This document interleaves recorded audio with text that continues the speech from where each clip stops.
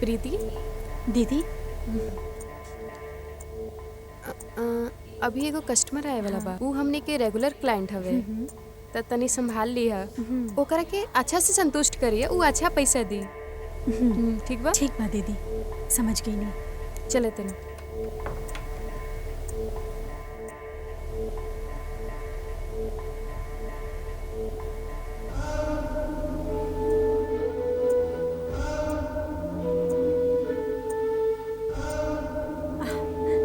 सर पलट जाइए।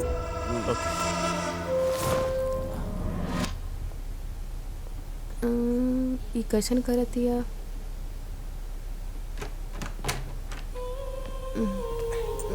सर आज के एक्सपीरियंस कैसा रहा? Thank you.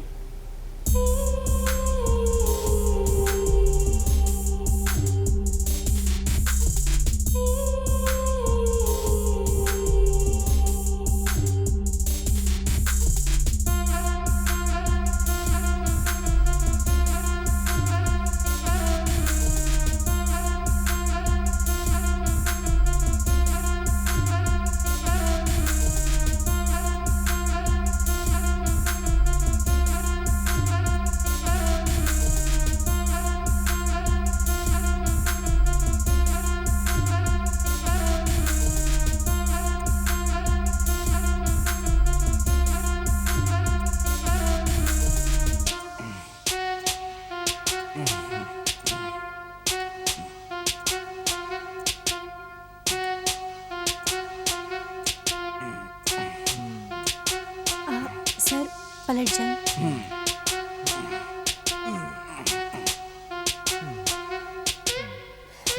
तू कमाल के सर्विस दिलू। हमके तोहर सर्विस बहुत अच्छा लागल। एगो रिपीट कस्टमर जैसन हम बार बार आवे के चाह भी। हाँ वाह, ये हमार फर्स्ट टाइम रहल। आई सर। कौन सा मसाज करवाए के बरोबर? टी बिसु या अरोमा या हास्टोल? Aroma madam. Super. Madam massage के दी मैडम? लाइकी सन। मैडम सिलेक्ट कर सकेनी? बिल्कुल, बुलावत हमें सेलेक्ट कर ली। ठीक बा। सुना सब बाहर आवा।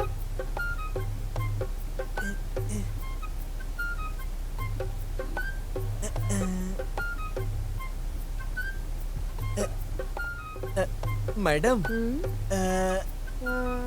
प्रीति, प्रीति आवा। लेके जा। वेलकम सर। लड़की तो बहुते बवाल बा, सब कुछ करी का।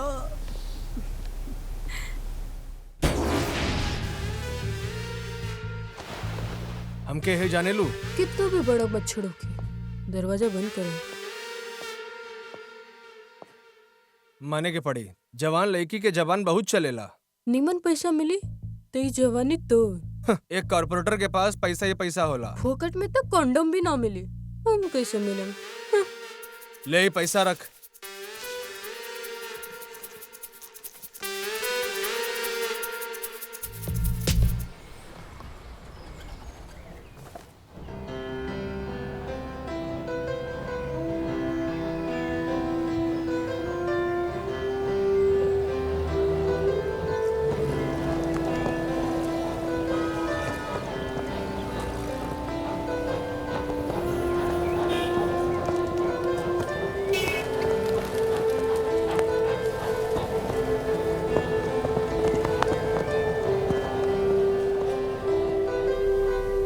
देख लेनी सर, रवा कौन पसंद आए? हमरा कोनो पसंद नहीं खे आइल। रउआ करेनी का मसाज?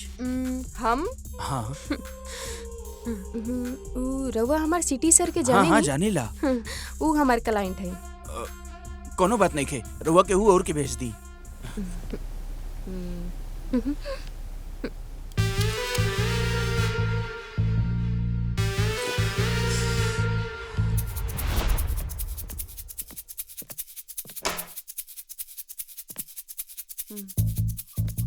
ए बेबी, ए बेबी सुनो ना। हे, रेट बोलो। अरे पहले वाला रेट बा ना। लॉकडाउन इम्पैक्ट रेट बदल गल बा। कितना बा? 10,000। हाँ ठीक बा।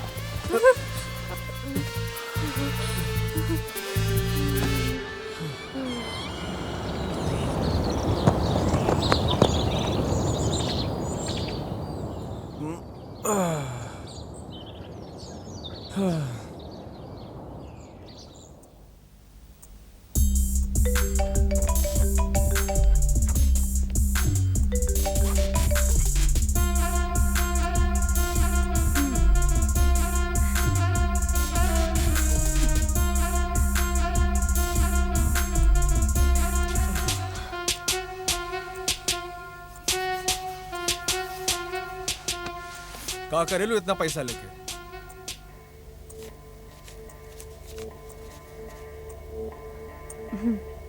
तो हर भलाई खातिर एगो बात कहता नहीं, पैसा वेस्ट मत करा, अच्छा होई गोल्ड में इन्वेस्ट करा। हम जबरदस्ती ना करता नहीं, लेकिन हम फिर आए खाली तोहरा खातिर। बाय।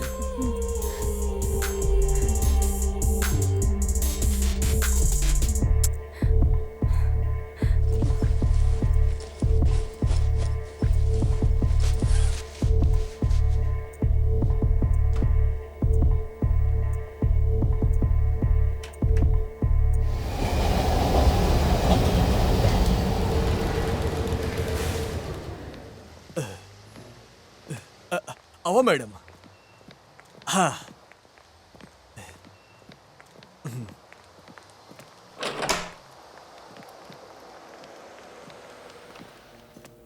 हम रउआ खातिर लाइट जला देता नहीं।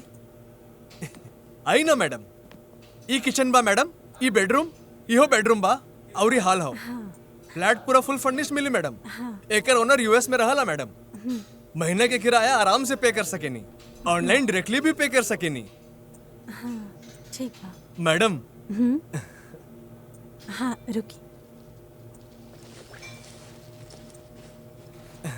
Thanks madam. आज तक 10,000 रुपया मिल गया। आज तो पार्टी पार्टी।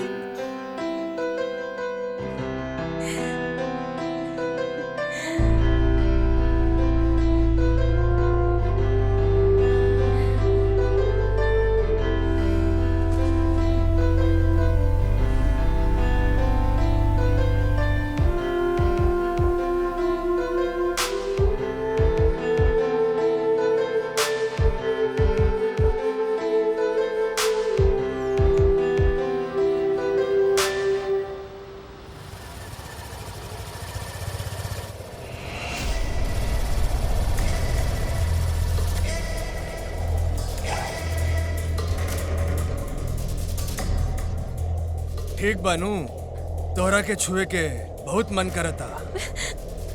छोड़ा हमरा की चाय के बा। हमार दिल तोर अलावा केहू के ना चाहेला। हट जा। मना करे वाली लड़की के हासिल करे के मजा ही कुछ और बा। एगो बात याद रखिया, तो सिर्फ हमार हो। छोड़ब ना तोरा के हम।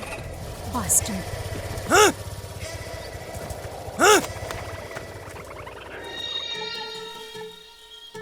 आज कलेक्शन कितना भइल? अरे जितना भी हो के का फायदा, जॉन मिलेला तू ले जाला। के हई मैडम के साथ कितना क्लोज होता। की बा मैडम अपन हस्बैंड के छोड़ देला के बाद एकरा के साथ रख लेली है। सब पैसा एकरे पर खर्च करेली। ऐसा? अरे कभी कभी स्पा में आके पैसा लेके जाला।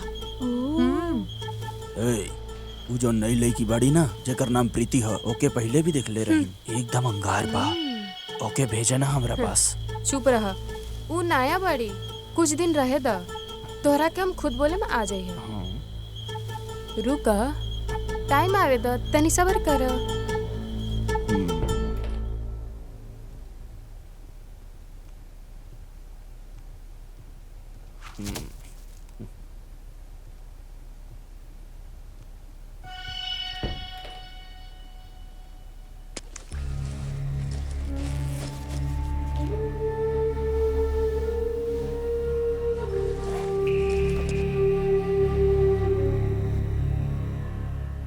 ये चोरी कहाँ से पता चली? बेटी के कमाई हम न लेम तो कौन ली?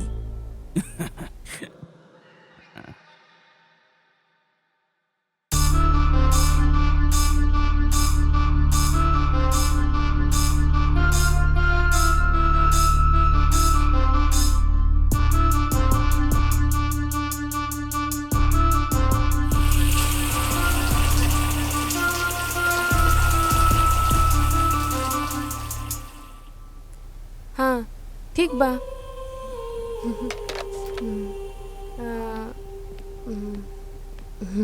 वेलकम सर। हाय, मसाज करे खातिर लड़की बाड़ी क्या? एजा कोनो लड़की नहीं खे, यहाँ सब लड़का बा। वो अभी बिजी बा। त कौन सा मसाज करवाए के बा रउआ? लागत एकरा पता चल गई। फोन में कैमरा लगा के आयल रहन।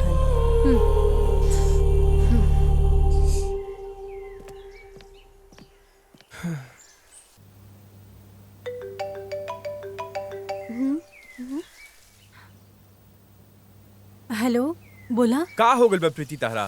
तू एकदम भूल गइल बड़ू हमरा के। ऐसन कुछ नहीं खे। इतना दिन से ना फोन कॉल ना मैसेज कुछ भी ना। बहुत दिन हो गइल बा प्रीति। एक खाली मिल लेना प्लीज प्लीज प्लीज प्रीति, खाली एक बार। हम बताओ तानी। ठीक बा, हम बाद में बात करता नहीं। Okay by.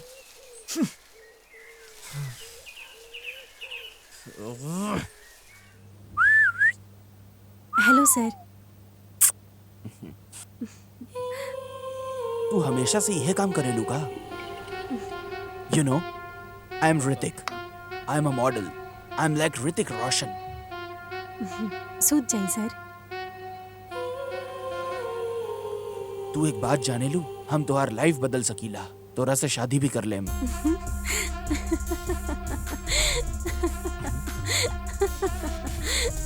ए, तू ऐसे काहे हाथ उतारू?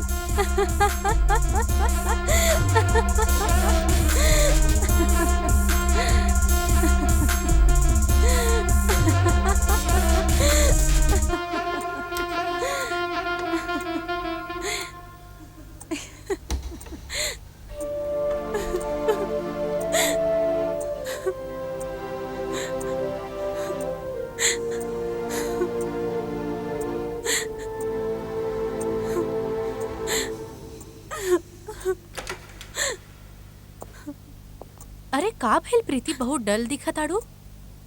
कुछ ना बा, अभी अभी फाइनेंशियल क्राइसिस से बाहर आइल बानी, लेकिन अंदर कुछ तो दर्द बा। समझ में आवता जे करतारू राइट बा कि रॉन्ग बा, हमरा पता नहीं खे। लेकिन डोंट वरी, एक न एक दिन हमनियों के अच्छा दिन आई, समझ लो।